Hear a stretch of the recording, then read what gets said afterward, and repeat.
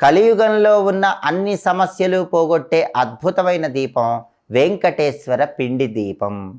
ఈ వెంకటేశ్వర పిండి దీపాన్ని శనివారం నాడు వెలిగించినట్లయితే ఖచ్చితంగా సమస్యల నుంచి బయటపడవచ్చు. 4 శనివారాలు వెంకటేశ్వర పిండి దీపాన్ని వెలిగించాలి.